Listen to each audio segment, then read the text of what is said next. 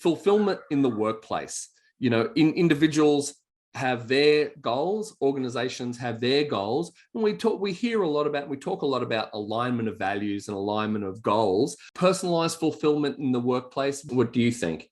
Campbell, I like to put that forward as an analogy, and the analogy of this thing called engagement is something that is true to my heart, having worked in a business, and I think we can all see this of a business that is engaged and a business that is disengaged. And picture the disengaged, the foot up on the desk, the kind of indifference, hands behind the head, where am I? I'm here today, I'm not even sure why.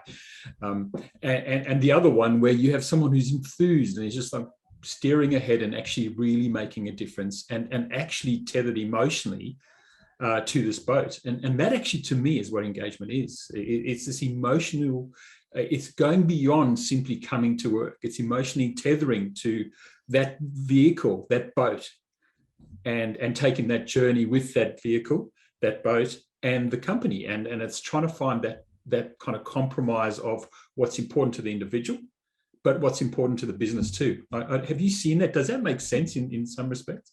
It does. It really does. And there's a great visualization. Can that change over time with people? It can, Campbell, and the aha moment for me, Gallup talks about this all the time. So Gallup, Aon, a number of these people measure this thing called engagement, quite honestly, all the time, and they reveal their insights. And what I find amazing about this is that it doesn't really change very much.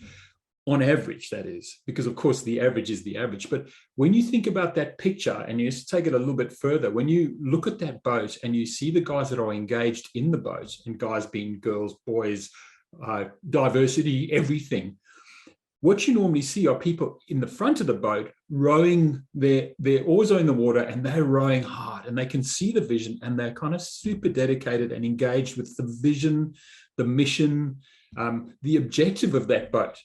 And so there's this emotional tethering, and by implication, you have this thing called discretionary effort, which is going over and beyond, and that's the beginnings of this picture.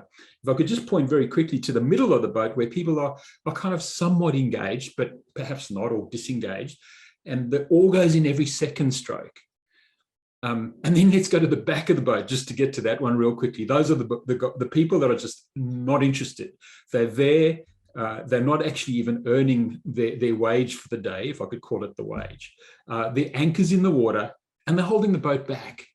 That is a classic Gallup situation. And it's a bell curve, to be honest, 30% in the front, 50 in the middle, 20 to 30 at the back. And it doesn't seem to change on average. I find that amazing.